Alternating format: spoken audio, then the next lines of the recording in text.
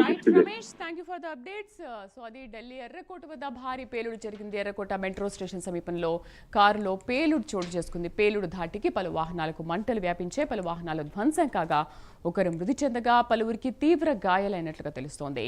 ఎర్రకోట gate number 1 వద్ద పేలుడు జరిగినట్లుగా పోలీసులు తెలిపారు. సమాచారం వచ్చిందన్న ఫైర్ సిబ్బంది 7 ఫైర్ ఇంజిన్లతో మంటల్ని ఆర్పుతున్నారు. ఇక మరిన్ని వివరాలు అనలిస్ట్ మస్తాన్ రావు గారి స్పందన చూద్దాం. నమస్తే మస్తాన్ రావు గారు. సార్, మస్తాన్ గారు, అసలు ఢిల్లీ ఎర్రకోట వద్ద ఇంత భారీ పేలుడు సంభవించింది అంటే మామూలు విషయం కాదంటే వీళ్ళ కుట్ర కోణం ఏ విధంగా ఉండాలి, ఏ విధంగా ఉండొచ్చు అనుకోవచ్చు నెక్స్ట్? అంటే ఇప్పుడు మనం ఇంకా క్లారిటీ రావాల్సిందండి. ఇప్పుడు కార్లో అది మీరు అంటే ఇందాక మన ఇన్పుట్ ఎయిట్ గారు అవుట్పుట్ ఎయిట్ గారు చెప్పినట్టు కారణం టెర్రరిస్ట్ అటాక్ అనేది ప్రప్రథమంగా అనుమానిస్తాం. ఎందుకంటే మార్నింగ్ రెడ్ ఫోర్ట్ అక్కడ ఎర్రకోట 9:30 to 4:30, ఆ తర్వాత ఈవినింగ్ 7కి లేజర్ షో జరిగింది అక్కడ. సో ఎక్కువ మంది పర్యాటకులు కానీ లేదంటే అది మెయిన్ మెట్రో స్టేషన్ కూడా 200 మీటర్ల దూరం దగ్గరగా ఉంటుంది, లాల్ కిలా మెట్రో స్టేషన్ అంటారు అనమాట. సో ఇవన్నీ చూసి అక్కడ ఎవరన్నా ఆ బాంబ్ బ్లాస్ట్ ప్లాన్ చేశారనేది పాయింట్. ఎందుకంటే మనం చూసినట్టయితే ఇప్పటి వరకు ఢిల్లీ కేంద్రంగా చూస్తే 1997 నుంచి 2012 మధ్య దాదాపు 32 అటాక్స్ జరిగాయండి, టెర్రరిస్ట్ అటాక్. ఇప్పుడు 2000లో కూడా రెడ్ ఫోర్ట్ మీద అటాక్ చేశారు. Lashkar Taiba group red fort మీద అటాక్ చేస్తే 2 చనిపోయారు. అదేవిధంగా 2000 అంటే మనకి ఢిల్లీ కేంద్రంగా ఎక్కడైతే బాంబ్ బ్లాస్ట్ కానీ టెర్రరిస్ట్ అటాక్ జరిగితే అదంతా ప్రపంచవ్యాప్తంగా వాళ్ళ యొక్క శక్తి సామర్థ్యాలు చాటుకోవచ్చు, వాళ్ళ గ్రూపు కెపాసిటీ ఇంత, సామర్థ్యం ఇంత అని. ఎందుకంటే 2001లో మనకి ఇండియన్ పార్లమెంట్ మీద అటాక్ జరిగింది, అదేమో జైషే మహమ్మద్ లష్కర్ తోయిబా వాళ్ళు పరిచేశారు. అదేవిధంగా 2005లో కూడా లష్కర్ తోయిబా ఢిల్లీ కేంద్రంగా బాంబ్ బ్లాస్ట్ జరిగిన పరిస్థితి. 2008లో అయితే దగ్గర దగ్గర 25 మంది చనిపోయారండి, 25 మంది.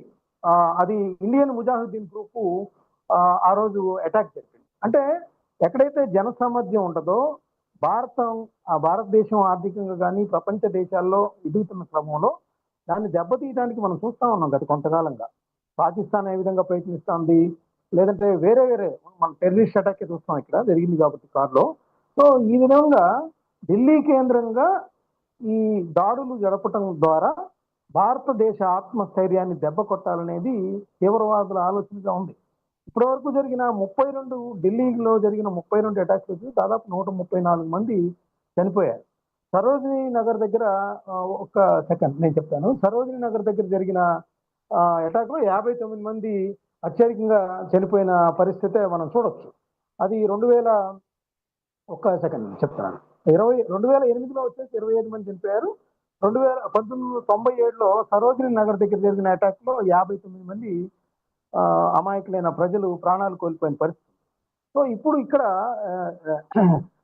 ఎర్రకోట దగ్గర జరిగిన అదే ప్రధాన ద్వారా అంటే ఫస్ట్ ఏదైతే ఎంట్రన్స్ ఉందో అక్కడ ఇది చోటు చేసుకుంటాం, అక్కడంతా భయాందోళనకు గురవుతాం. ఇది ఏ విధంగా ఉందనేది కొద్దిసేపట్లో మనందరం కూడా తెలుసుకుంటాం. ఎందుకంటే ఇవాళ మార్నింగ్ చూసాం ఆ పరిస్థితి ఎలా ఉందో, వాళ్ళని అరెస్ట్ చేసిన పరిస్థితి అంతా కూడా. సో ఖచ్చితంగా అప్రమత్తంగా ఉండాల్సిన సమయం అయితే ఈ సంఘటనలన్నీ కూడా సూచిస్తున్న పరిస్థితి. మనకి ముంబై బాంబు పేలిన తర్వాత ఢిల్లీ అటాక్స్ అన్ని కూడా కంట్రోల్లోకి వస్తున్న తరుణంలో ఈ విధంగా మన ఆత్మస్థైర్యాన్ని దెబ్బతీయడానికి ఎవరన్నా ప్లాన్ చేశారా అనేది మనకి అందాల్సి ఉంది సమాచారం. ఎందుకంటే అది ఖచ్చితంగా టెర్రరిస్ట్ అటాక్స్ అని తేలితే కానీ దాన్ని మనం చాలా సీరియస్గా తీసుకోవాల్సిన అంశంగా నేను చెప్తాను.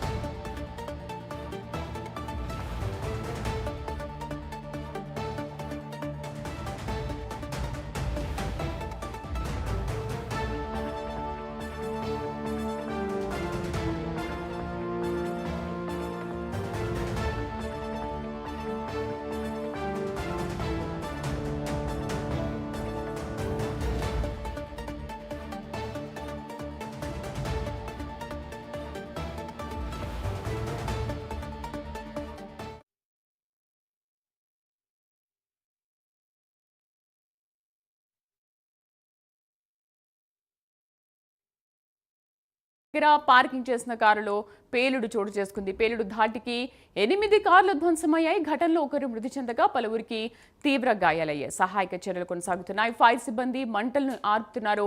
సరిగ్గా సాయంత్రం 6 గంటల 45 నిమిషాల సమయంలో కారులో ఒక్కసారిగా పేలుడు సంభవించింది.